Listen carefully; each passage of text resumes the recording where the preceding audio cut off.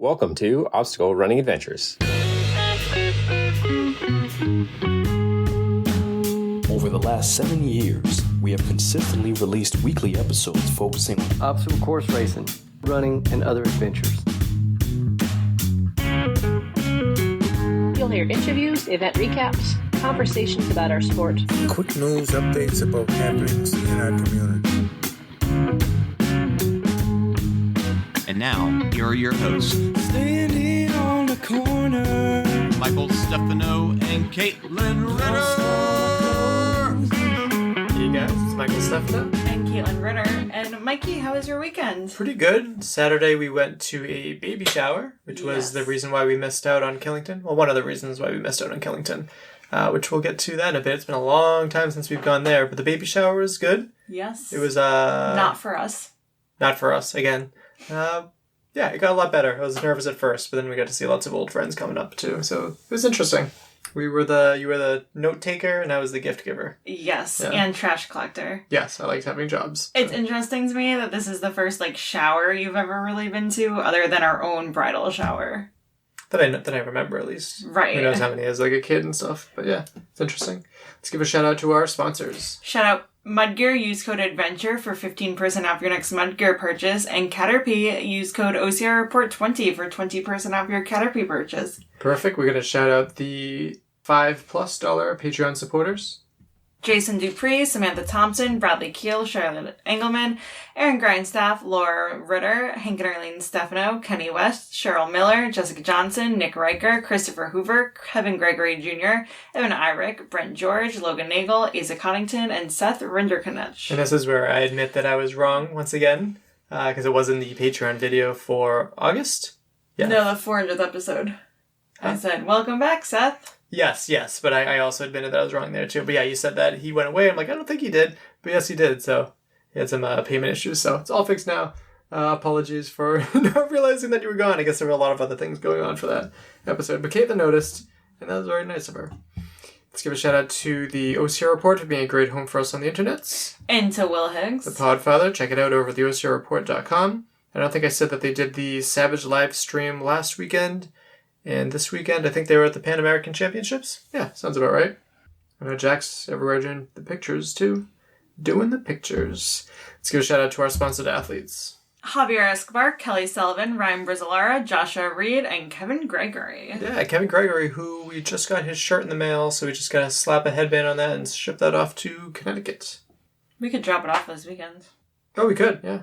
For our poll results and maybe the week, we're going to skip both of those and head right to quick news, starting with the whole going back to elite and age group system from last year. So, Caitlin, have you heard about this change? I saw a quick post about it, but no preference. I don't know what we're talking about. Yeah, you gotta stop doing it with your share. So basically we're going back to how things were before. As Matthew Davis says, the good old days. As I say, the days of empty elite start lines. So that stinks. I think that he put out a great episode with Gary B. and Scott the Fane Knowles, but I deeply agree with Scott, is that it seemed to be that everyone really liked the new system. It wasn't perfect, but they could have done better with the time gate restrictions and all that stuff, figuring out what waves to be in.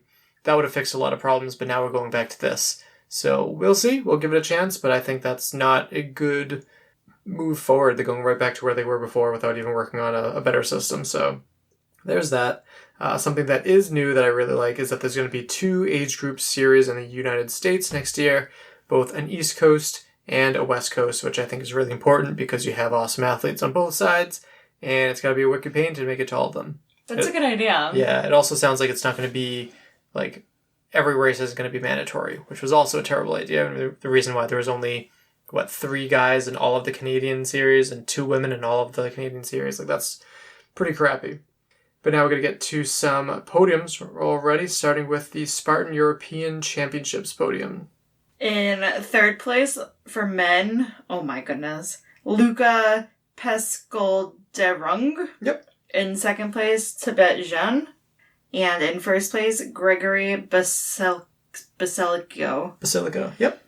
And for the women, in 3rd place, Esther Hordobagiova. Bagiova? And second place, Andrea Berkowitz. Who I don't know who she is. And in first place, Zuzana Kokomova. Wait a minute, second place, is that from the UK? England? Yeah. Wow, I haven't seen... Good for them. I haven't seen a What's English that athlete flag? in a long time. What's the first place flag? I don't remember where Susanna's from. But she is one of the best in the world, as it shows there too, so congratulations to all of them. Next up is Spartan Zell Am C Kaprun Super Podiums. For men, in third place, Jonathan Dustor. In second place, Hansola Free. And in first place, David Labrosi. All right. And for the women, in third place, Amanda Schneider. In second place, Juliana Zaloni. And in first place, Estergomi Zosofia. All right. I missed one that I wanted to talk about. The Deca Fit in Florida. For the men was Dustin Rudder in third. Second place, John Howard. The third, I believe. In first place was Jack Bauer. And for the ladies, third place was Brooklyn Nichols. Second place, Bridget Brown. And first place, Stephanie Hillman. There was some controversy with Jack placing first, since he only did, I think it was like 3 out of the 4 sled pushes. But that Allegedly. Well, no, there was video evidence. But that was on the judge to catch. They didn't catch it, so it's not on him. That's how things were. Shouldn't really... It's tough with video evidence because it's not video of everybody, so I think Dave Claxton made a good call there. But back to the Spartan podiums, going to Spartan Seattle Super. Nope, sorry, Spartan Seattle Pan Am Championships. For the men, in third place, Rylan Shadeg. In second place, Brandon Neely. And in first place, Baleen Bean. Yeah, excited to see that Rylan's feeling better. And then for the women, in third place, Cassandra Gill. In second place, Lauren Weeks. And in first place, Nicole Miracle. Nice, congratulations to all of them, but especially Cassandra, because she was saying that this was going to be our main goal for this year. Or one of them, after doing really well in other races too. Now, Spartan Seattle Super. For the men, in third place, Tyler Juza. In second place, Chris Darithia. And in first place, Connor Brown. And for the women, in third place, Allison Carolyn Stewart. In second place, Katie Duke. And in first place, Nicole Miracle. All right. And now Spartan Killington, which the OC report hasn't posted yet, even though I asked them to. Looking for Beast, Ultra, or Sprint, whatever we can find. I have the Killington Beast results. In third place, Alyssa McLeod. In second place, Emmy Cross. And in first place, Miranda Kolpinski. Yeah, I haven't heard from Miranda in a while. That's great. And for the men, in third place, Samuel Harris. In second place, Hugo Gotti. And in first place, Brent Trail. Hugo Godoy. All right. And then you said you couldn't find the results online for the Ultra and the Sprint? Well, I didn't check the Spartan website. That's specifically what I had you do while I was doing the notes. No, you just said, was I able to find them online? Yes. I was thinking on Instagram. No, this is online. For the Vermont Ultra 50K, aka the Spartan Ultra, for the men, in third place, Adam Kolb. In second place, Marok Simcoe. And in first place, Joshua Fiore. And for the ladies, in third place, Amber Young. In second place, Jillian Heller. And in first place, Jen Groves. And for the Spartan Sprints, in third place for the men, Tyler Kronensky. In second place, Kevin Sawyer. And in first place, Brent Trail. And for the ladies, in third place, Alyssa McLeod. In second place, Adrienne Daughtry. And in first place, Emmy Cross. Perfect. Secret links is 5 of them down below, so go and check those out. But let's finally get to what this episode is all about. So, Josh Fiore. Somehow we have never had him on the show for his own episode. So we remedy that with this week's episode, since he just won the Spartan Killington Ultra. We talk about that event, how he got his start in OCR, his unfinished business at World's Toughest Mudder, and much more. So let's get to that interview with Josh. All right, so we'll start off with your name and where you're from. Hey guys, that's Josh Fiore. I live in Lebanon, New Hampshire, originally from Boston. Perfect. So definitely not the first time we've had you on the show, but I think it's still a good place to start. Tell us about your athletic background before finding OCR. There really wasn't much of one. Nope. Prior to OCR, I was a good runner when I was younger, but I hated running. So, like, for example, when I was in the Army, like, we have a 2-mile PT test, and I would do it really, really fast, but I just did it just because I wanted it over. All of high school, though, like, I just sat on the bench throughout all my sports. And then found obstacle course racing. I was like, wait a minute, you can run in like the mountains and trails. I'm like, this is awesome. So, so that's what kind of got me into it. Yeah. But, it was just kind of a gym rat before that, and got really into like both running and playing on fun obstacles. Yeah. Didn't you used to be, were you a smoker too for a while? Yeah. So I was, my goodness, for probably around like 15 years. Started when I was really young. And I mean, but back in the day, like if you're in the military, like you smoked. I mean, they were cheap and pretty much everybody did it. But yeah, so I quit that. I'm not going to lie. Like I was still doing OCR for a couple of years, still smoking. So I got into it in like 2011. And then 2013 is when I quit, because I was like, well, I need to actually get good at running to do this. So it was important. Yeah, it was exactly. Yeah, it was a huge reason to quit. I can't imagine how difficult it is to quit something that's so maintained by like social standards. Like it's, oh, we're all going out to, behind the whatever to like go for a smoke. How difficult was it to quit though? It's hard. And I feel for anybody that has any type of addiction like that, smoking, drinking, like drug use, whatever, like it's hard. And, unless you've actually felt that addiction, you can't really, you can't tell somebody, oh no, just quit. It's good for your health. I mean, I even tell my students that all the time. As a medical provider, I'm like, you can tell them till they're blue in the face, it's not good for you. They know that. You need to be able to quit. It's got to be extra gross as like a medical professional too, because you smoke, it gets on your hands. Like that smoke gets everywhere on your clothes, on your body. So it's got to be tough too. Yeah, it was. I mean, it was also a big part of, at least, back when I was a paramedic in EMT. Oh, pretty much, as a firefighter, you can't smoke in Massachusetts. So that was also a good reason to quit. Yeah. But as an EMT paramedic, like everybody on the bases, they're just like chain smoking because it's a hard job. So it was almost like it was a way of dealing with the stress. So I feel for anybody but you can do it. You can quit. Yeah. I think that's good to kind of offer advice to other people that are in that situation, because like that's something that unique that I can't really speak to, but yeah. Yeah.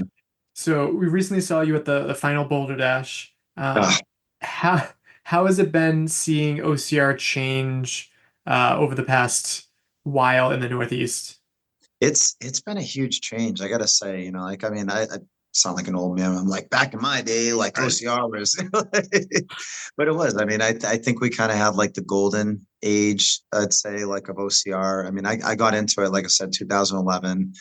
I didn't really start peaking, like, and not necessarily peaking, but like really start getting to that next level into 2016, which was like the heyday of OCR. I mean, we had like NBC, CBS, like all these major like outlets were like covering races. You had like these huge cash prizes. You could make a living off of OCR. And then, I think COVID was kind of, it ruined a lot of things for a lot of people. And, I can't even begin to like, be like, oh, well, COVID ruined OCR. Like there are far greater things that happened during the pandemic. Right. But it really did. And I actually, for those that were at Killington this past weekend, it felt like the old days again. Good. It was packed with people. You saw a lot of like new timers, or whatever you want to call it. Yeah. Yeah, there you go. First timers. It's been a very long day.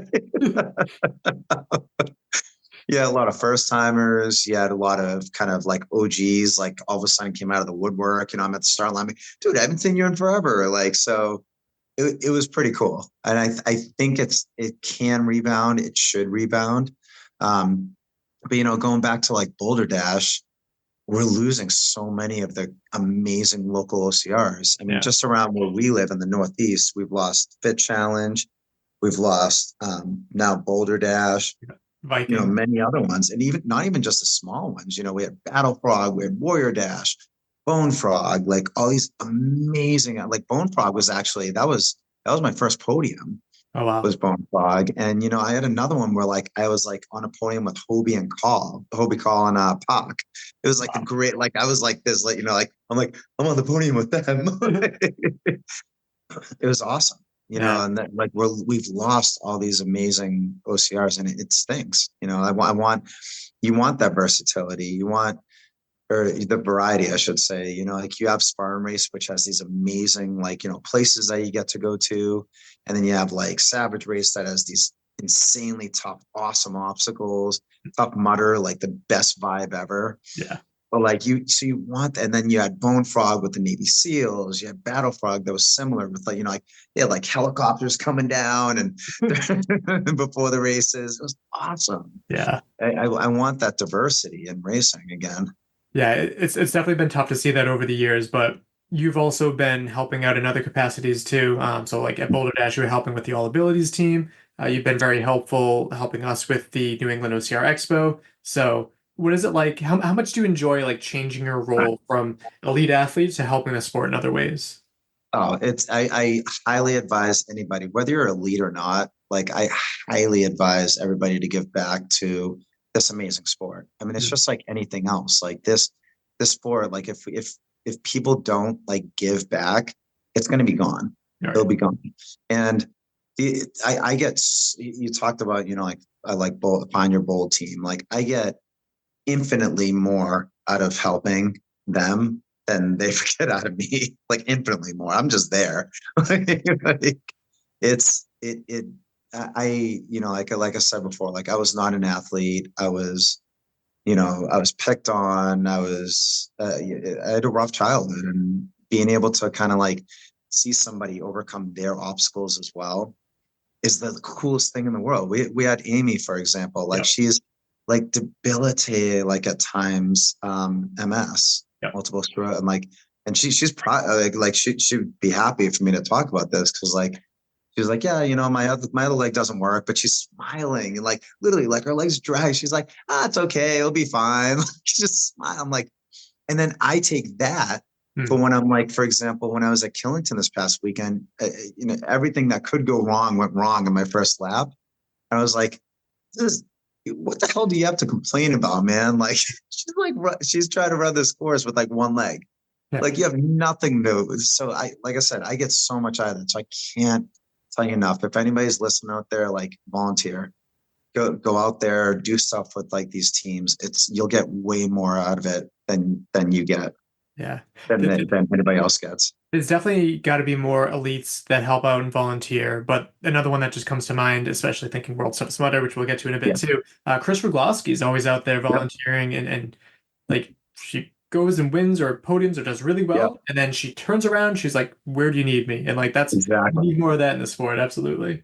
I can't say, I mean, Chris is a good friend of mine, and I told her actually last year when I was going back into World's Toughest Mudder, she was smiling. The year before when she got 100 miles, she was smiling the whole time. And I told her after, this is actually how we became good friends because I sent her a message. I was like, thank you. I was like, even with my rib injury last year, even though like I still got to 100 miles, but like that's the secret sauce. I was like, just smile. Yeah. Have fun. Like, and I forgot it. And thanks to her, I remembered it.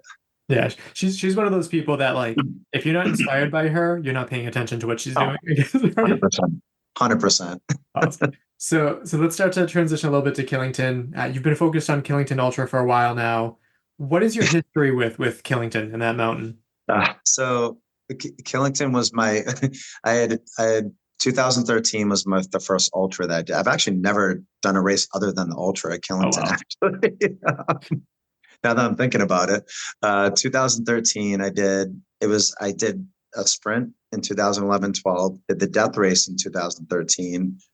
And that was like, oh, the death race, that was so hard. The Killington Ultra, that's going to be easy. It was not. I barely finished. I mean, barely. It was dark. Like it was probably 13 or 14. I don't remember what it was, but it was a lot of hours. And it was another catalyst of, okay, I can get better at this. So I went back then in 2016, ended up winning. And since then, there's only been 1 year that I was not on the podium. I've won 5 times and second place 2 times. So that's pretty ridiculous. I love that mountain. I love that mountain. I've beaten guys that are faster, that are stronger. It's just a grinder. Yeah. It's all about who can grind more in the end with that race. Yeah, it certainly has a crazy reputation. with like DNFs, which we'll get to in a bit Oh, for some stats that I have, but also just like that's where like the first Spartan World Championships used to mhm. be. And I feel like lately it doesn't get like the respect that it used to. Yeah. Do you wish that it returned as like a series race or a championship race in Uh, some way? I hope so. So I was actually telling somebody this at the race this past weekend. One of my biggest like bummers with Spartan Race was 2020. They announced that they were going to Yes. do the Ultra World Championship at Killington. I remember the ad. They were like Killington, Vermont, like the hardest, OCR. I was like so excited. This was, I believe, in either January or February, Hmm. and then COVID hit Yeah. and they canceled it. And I would give anything for them to do a 24-hour race in Killington. I mean, 8 hours beats the crap out of you. Yeah. I can imagine it would just be awesome. 24 hours on that mountain would just be absolute. It would definitely be hard. Yeah. I think they should be right back. Speaking of the Spartan Ultra Championships, how do you feel about their format change from 24-hour a la World Toughest Mudder to a typical ultra distance now? I have mixed feelings about it. Hmm. I obviously, I love 24-hour races. That's like my jam. That's where I do well. It's where I won my first world championship. Right. Well, only world championship I won in Iceland. So, obviously my personal preference is 24 hours. I at the same time, it's good to have something that's different than World's Toughest Mudder. Yeah. So World's Toughest Mudder is, like the premier 24-hour race. And they pretty much, I mean, for all intents and purposes, they kind of copy World's Toughest Mudder. Yes. Yeah. The format, just doing like the transition, etc. when they created Iceland. But I feel it's nice having it mixed up, but at the same time, I really wish they would go back to the 24-hour format. But I will say I do like that they're doing it in places other than the United States. Right. My personal opinion is if you call it a world championship, it should be going around the world. 100%. Did you have any FOMO with and Morzine, with it being in Morzine this year? No, I did. I did a lot. And of course, like beautiful. I initially actually planned on it. Too many things happened. The rib injury didn't really allow me to have a good off season. Training suffered for numerous reasons, including getting sick, starting a new job. It was just too many factors at once. And finally, I came down to the decision that if I want to go to France, I want to be in prime. I want to be able to give it all that I can. And unfortunately, I was not there. So that's why I pulled I put in the towel for that one. Fair. Yeah. I mean, that's part of being an athlete too, right? Just knowing where to not overextend yourself, which is gotta be tricky. Absolutely. Yep. And that's it. You want to do all the things. That's where I was. I mean, that actually, that led into the world championship in 2017 that I won. But then the year after that, I was doing everything and anything because I was flying high. I was like, now I want to do this. Now I want to be better at that. And I just ended up injured the entire year. And I became a smarter racer. So, I mean, that's big advice for anybody. Like, find what works for you, and don't overextend yourself. Yeah. That was a lot of people's worry about Ulrike in Denmark, who won the Ultra, and then she won European Championships, and then I think she was going to go for something else and pulled out. And it's just like no one to fold them kind of thing. Oh, Simone Biles. Like when, you talk about like the GOAT, like it's not OCR, but like she was like, I'm not in the right mental place. And that you have, it doesn't, but the hard part is, when everybody's like, oh, you should be doing it. You should be doing it. Yeah. They're not you though. They're not you. They don't know your struggles. They don't know what you're going through. And at the end of the day, you have to answer to you. So. And going back to Simone, like being on the world stage too, people gave her so much crap of like, oh, she's weak. She's this, she's that. No, she's a badass, and she showed it again. So yeah, and then she came back and then won the most medals. So yeah, love it. The proof is in the pudding. Going back to Killington though, what did your preparation look like getting ready for this mountain race?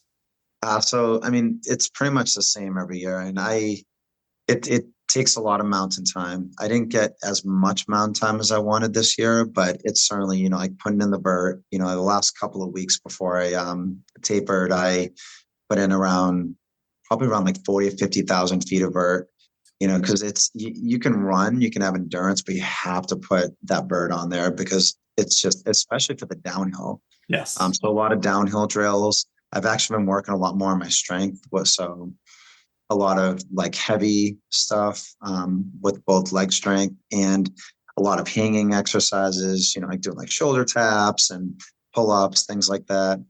Basically anything to just get like strong, like muscular strong up here or endurance strong, and then just basically making the legs mountain ready. Yeah. And then how did you feel at the start line? I felt great until, like I said, everything went wrong. All right, so let's get into the race because I actually don't know here. So how did your race go? Walk us through it a bit. And it was started out okay. It felt good at first, the temperature wise. Surprisingly, the entire course was wet. It was just very, very humid overnight and all day during the day as well. So the grass was very wet. All the obstacles are wet, which the obstacles are fine, which I was happy about. Like I was able to grip them just fine and had no issues there other than missing the dang spear throw twice. Yeah. That wooden part hit it on the top part every single time. And that it was very, very low. So I'm like, all right, this is because my girlfriend's short. It's all her fault. Yeah. Sorry, babe. Sorry, Liz.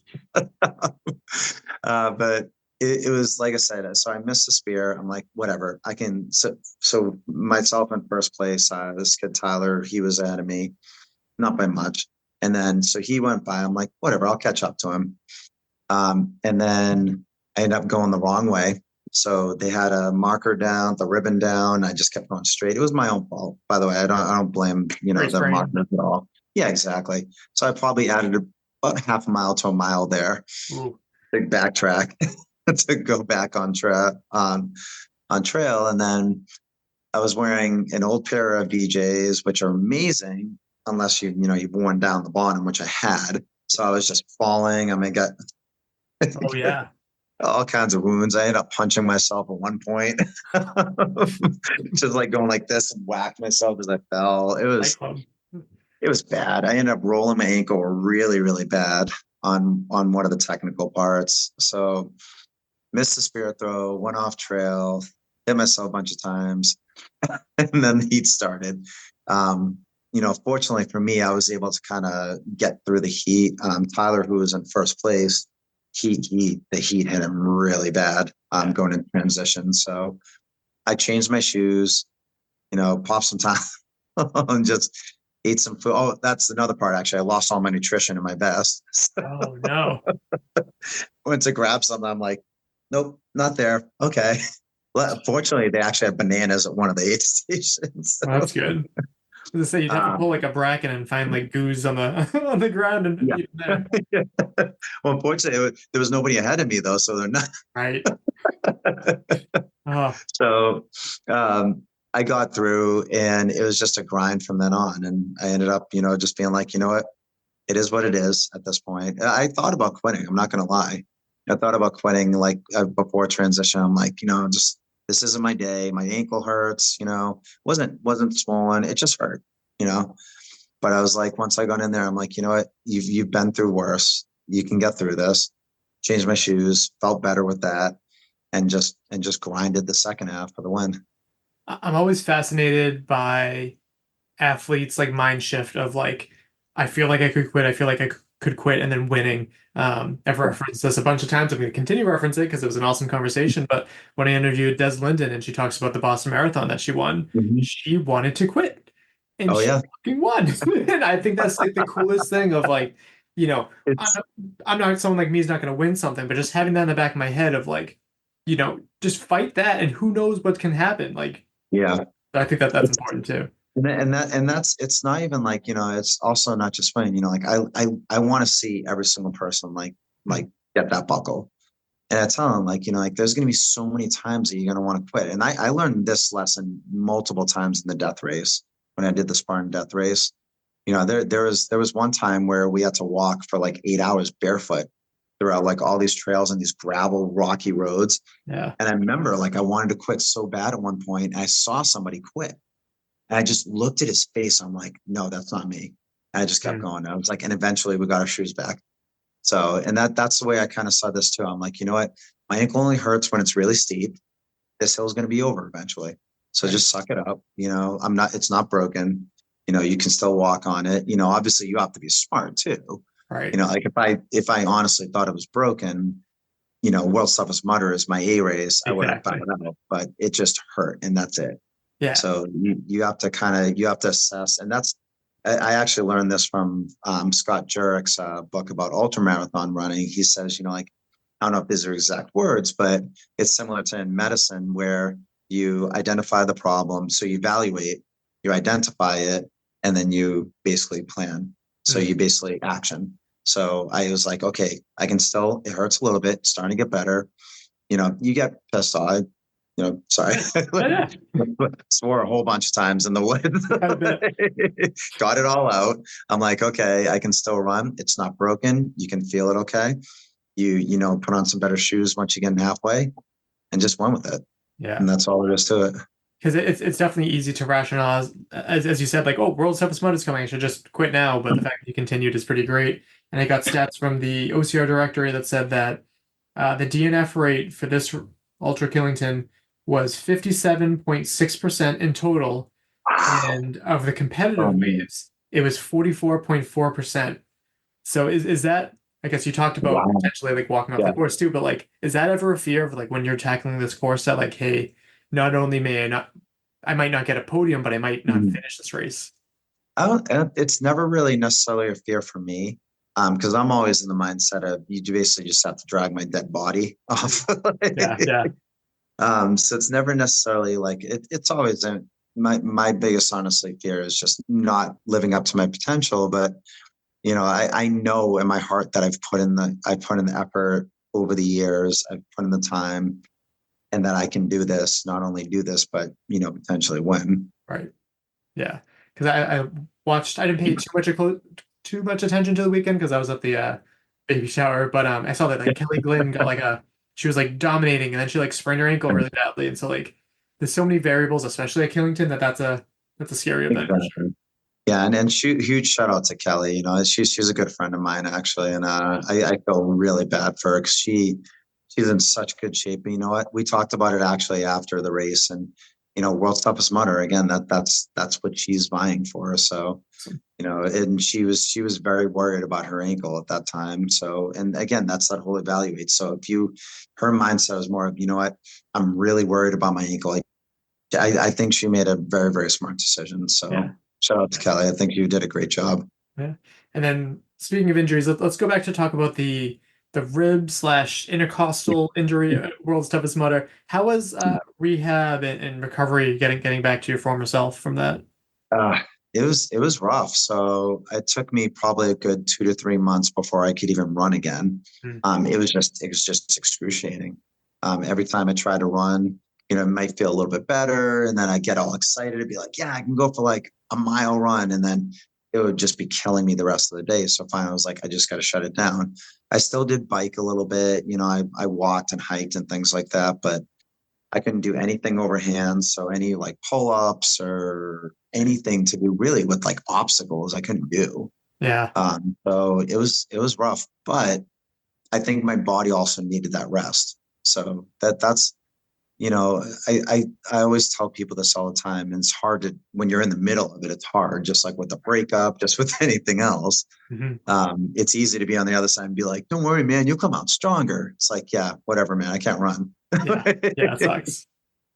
But I think it's definitely injuries kind of allow us to put a pause, especially when you're just training year after year. Your body needs it.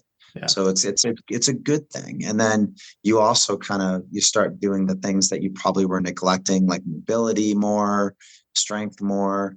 So I always find every injury, I know it sounds like cliche, but like a blessing in disguise, basically. Right. It's a good way to treat it that way too. So you can definitely make up for it. In addition to like the physical recovery of it, there's also a little mental piece, I imagine, of, say it's back at World's Toughest Mudder this year. It was like twinkle toes, right? Like, yeah. Do you think you'll have any like apprehension with tackling that obstacle again? So at Savage Race, I had a little bit of PTSD because they have balance beams, but they're not like wobbly like they were like at World's Toughest Mudder. And man, I got to it at first, and I was like, okay, you've been working on your balance. It's okay. And I got across it, but it was a little. I remember getting to it and immediately had like that flashback of I was like, okay, just run through it, and maybe took it a little bit slower than I probably wanted to, but I got through it. So yeah, there will definitely be some apprehension at first, and I think it's going to be just being smarter, learning from it. As an example, I told myself before that lap, I'm like, you know what, your balance is crap right now. Just do the penalty. Just jump in the water, do the penalty. You have to put these planks of wood on you. It actually wasn't one of the worst penalties that they had that year. But for some reason, I was like, no, you know what? You can get across it one more time. So it's also about learning from it. And, I've definitely learned, I'm still working on my balance. That's always been kind of one of my, kind of lesser skills, but I'm definitely working on it. So, yeah. And not for nothing, but I'm sure even like a gymnast after running for 20 hours would have trouble with that too. Because I think you were like 20 hours in when that happened. Exactly. I think once your legs are tired, even just the most simple, you look at something like that, like, how can somebody fail that obstacle? Well, trust me, you run for 24 hours and try and do it. Yeah. Then, getting like 100+ miles, like your legs aren't exactly doing the same thing that they were at mile 20. No, definitely not. So with Killington Ultra done and out of the way, all sights on World's Toughest Mudder now? Is that the plan? Exactly. Yeah. It's just basically all about training now. Just building up the mileage. Last year I got her up to around 80 to 90 miles in the week, my last week before taper. So I basically it's just building up the mileage. So I've already been doing that, but it's building up, to it safely, building up the mileage. So mostly just time on for about 3 weeks. So. Okay. I think I got most of it. And then with what's your goal for this? Because I feel like you have some unfinished business. You feel that you have unfinished business. I want to win. Yeah. I not only just the win, that's I always tell, like, you always have to have 3 goals. A goal to win. B goal, get past 100 miles. I want at the least 105 miles. I would love 110. And then 3 is, I guess 4 actually. Podium, and 4, have fun. Yeah. And if I get at least one of those goals, I'm happy. So I recommend that to everyone. You should never be disappointed with a 24-hour plus event. So I think it's always good to have something to fall back on. And I mean, a dirty orange or dirty gold bib or whatever, like that's nothing to sneeze at. That's a pretty big goal too. Oh yeah. Yeah. So I was thinking, with your goal being to win, because I was wondering that if you had beaten, because you had the heartbreaking finish last year with Joe Rucco right ahead of you. So I was wondering if he didn't take your spot and he had podium, if you had wanted to come back, but no, so you're in it for the win then. Oh yeah. My big thing, and I think I take like a lot from like other people, like other athletes, and oh my goodness, I'm forgetting her name now. She just finished. She was the first female to finish the Barkley marathons. Oh no. And I'm forgetting her name. It's I know exactly who you're talking about too. I'm gonna remember it as soon as we're done with this. Right. But anyway, I remember listening to an interview with her after, because this I think was her second or third try, and she said, they were like, "What were you thinking when you were running?" She had like 30 seconds left or something like that. And she was like, I was thinking to myself, I don't want to do this again, so I better get to this.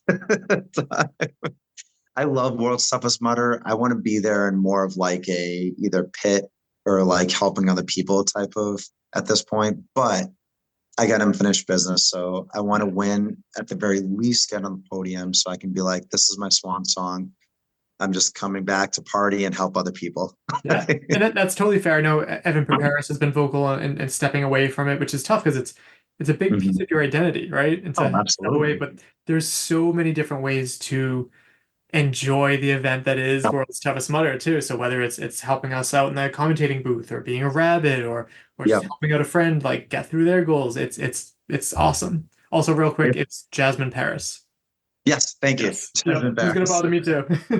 So if for some unknown reason Jasmine is actually listening, Yeah, right. sorry, Jasmine. So with your sights on World's Toughest Mudder, what are your thoughts on the Florida venue? It's going to be hot. I mean, I just know it's going to be hot. I think it's going to be high mileage though, I think. But it's also, there's been, change with staff recently. So I'm not really sure what they're going to do with the obstacles. If it's going to be more classic, if they're going to go more to like bigger obstacles like they used to have back in the day. Like, man, I would love King of Swingers back. It was so much fun. But I think it's going to be a fast course. I think it's going to be high mileage, and it's going to be fun. It's going to be a good one though.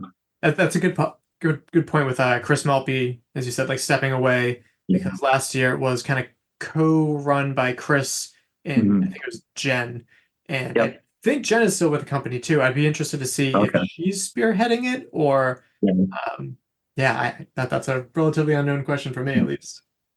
That'd be good to find out though. Yeah, no, definitely. And then I have a feeling on your thoughts on this, but what are your thoughts on the big changes with World's Toughest Mudder 2025? And I kind of said with a lot of my fellow like mudders where I have mixed feelings about the having a tough mudder the day of. I think it's really cool. I think it's cool to get the next kind of like, wave of athletes to join World's Toughest Mudder. But I also think it should just be World's Toughest Mudder. It shouldn't be that's my personal opinion. People have different opinions. I think they should still have the hot lap on Fridays so that, because they're kind of, they used to have a hot lap on Friday where even like your support crew could do that, which is really cool. They could run the course on Friday and you could kind of go along with them. And then they would pit for you the next day. Well, now they're like, well, your crew can do it on Saturday. I'm like, no, they're going to be up for 24 hours pitting for me. They're not going to want to do a tough mudder before that. That's insane. Yeah. So, I was looking forward to doing like the hot lap, doing recon and like putting it out of an episode about that. So like people could listen to it in their tents as learn tips and all that stuff. So I was looking forward to that. I don't like how they're changing that up this year either. I think it's an interesting idea. I don't know who wanted that.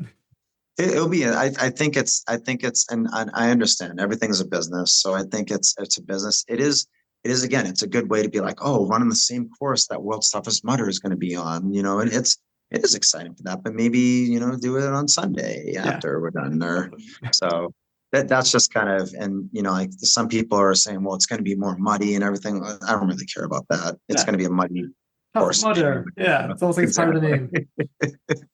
But what I meant to ask was the changes for World's Toughest Mudder location and date next year. Oh, for next year. Oh, I apologize. I'm sorry. No, that was. I'm glad we talked about that too because I forgot about that. Very long ER shift today. So, so I actually love that. I love that they're going to another country. And it's really cool. Like I said, hopefully, if everything goes well, I can go there and just enjoy myself in London. I got some amazing friends there.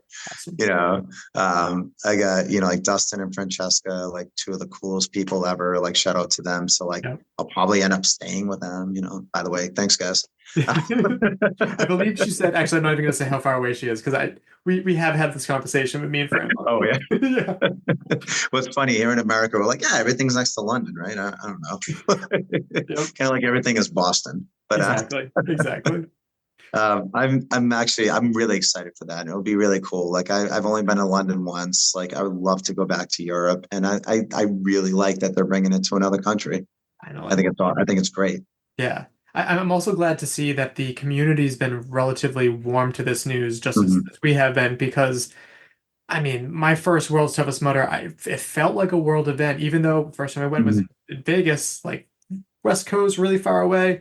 But the amount of different languages, I made a good friend that I still talk to who's from Australia. The flags and this and that, it feels like a world event. And I think it's about damn time we go across the pond and like, hey, now it's over by you guys. We're going to go out there and support the hell out of it too. Exactly. Yeah. And that's, you have like ceremony with like flags, everybody, like running in the finish, like draped with their flag and everything. That's the coolest thing ever.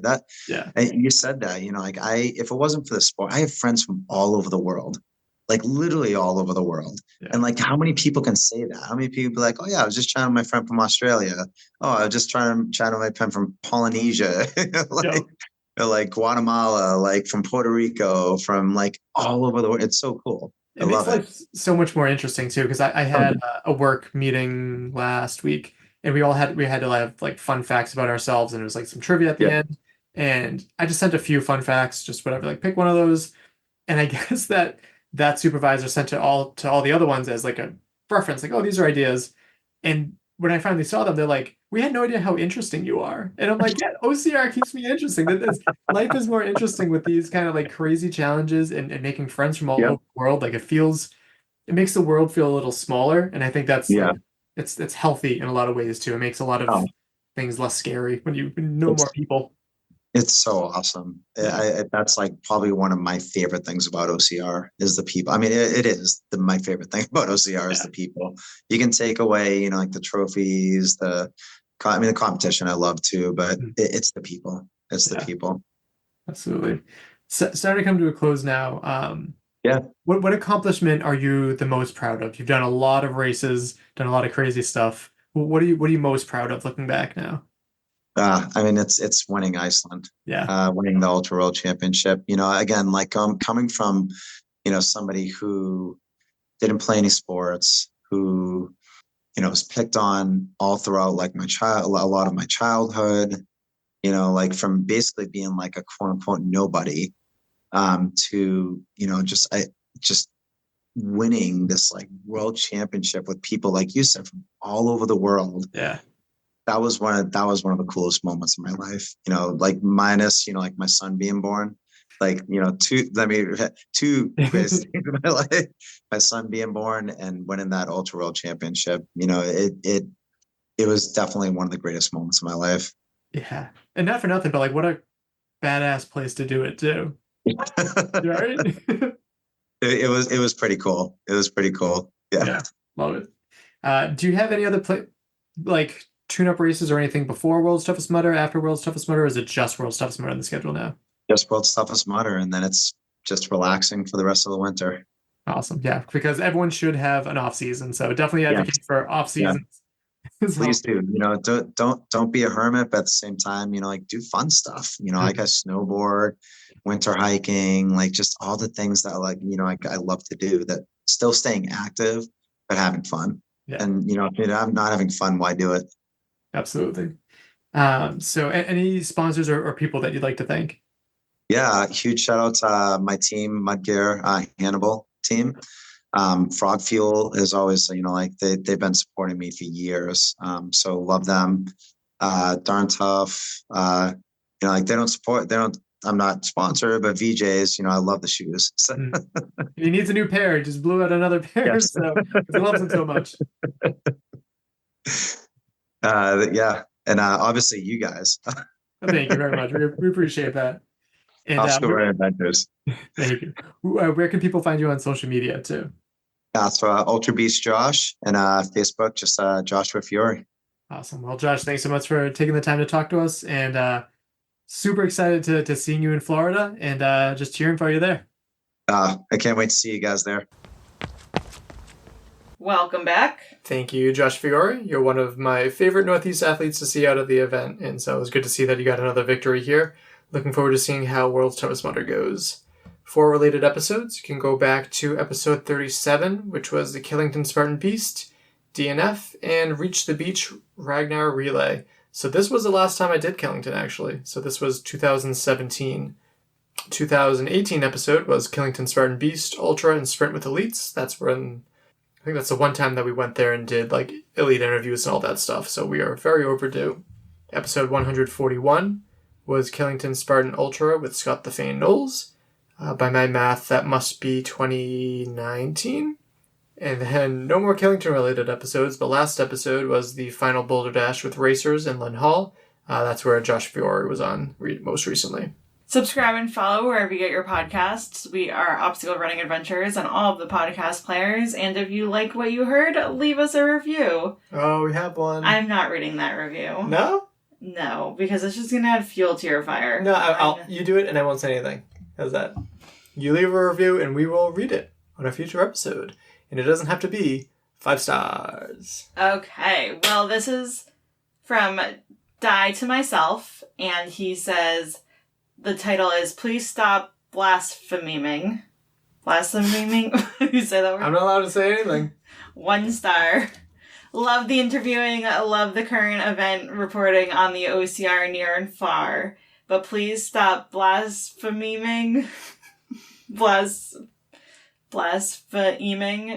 name. I stopped listening to Matt Davis because of his classless cursing and blasphemy. Must I do the same here? So yeah, leave us a review, maybe a 5-star review to counter out that one. I'd like it to be known that the blaspheming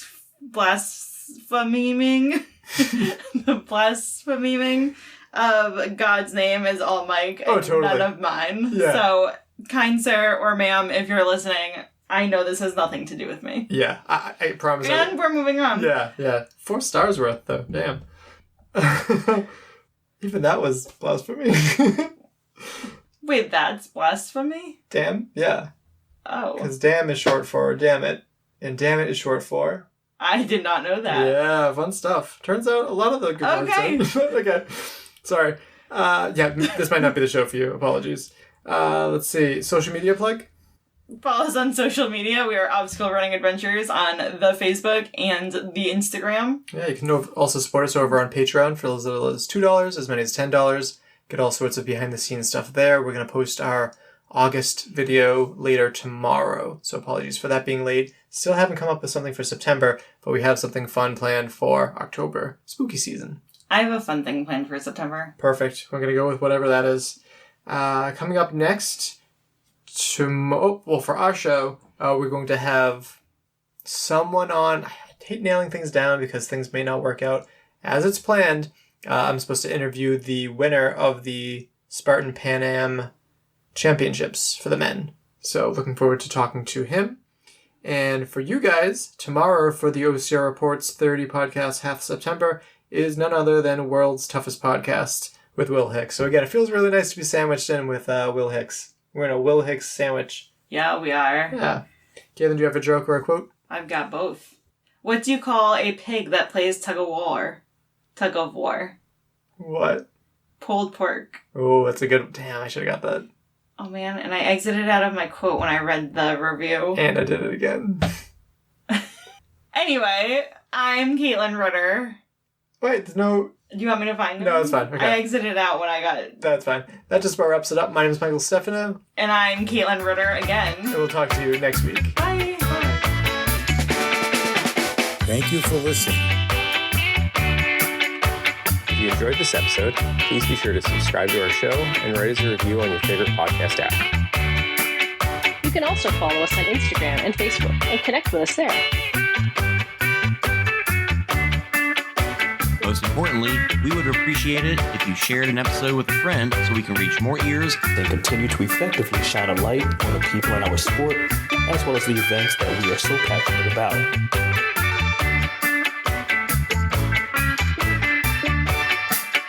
Our intro song is Street Crew by Straight Up, and our outro music is Iron Call by The Best.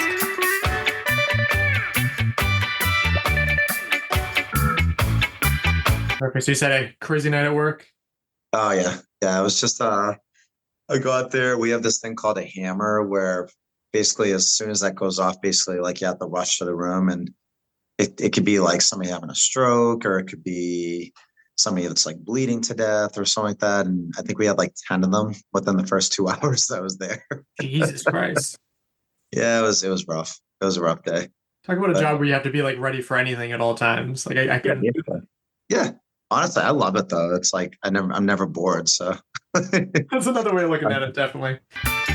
So my first World's Toughest Mudder, I think I left Friday after school. I was in PA school. Oh. I left Friday, got there, like in Vegas, did world's toughest mudder and left on Sunday evening and went to school on Monday. God. It was the dumbest. And the worst thing was we got the podium. Mark and I got third place. It was the team on the two. So like it was like Atkins and John Albin and friggin' Killian and I think Chad. And we were in third place with them. And I couldn't go to the frickin' awards ceremony because I had to go to school. Well, I don't think that part will be an aspect for her. But even still, like, yeah, you I know, but yeah, just tell her like, oh, right? Josh was in PA school and he did that. He went back on Monday. That's great. I think it's harder dealing with a whole bunch of students though. So. Can people find us on the YouTube videos? Yeah, we're on YouTube, but just YouTube's not great. What did I say the other day that you were like, you sound like an 80-year-old woman? Like the internet's? No, we say that like... No, it had to do with YouTube. You watched I was like, oh, I watched the YouTube videos? Yes, yeah. It was very strange. It was a very strange way to word I that. never watch YouTube. Yeah.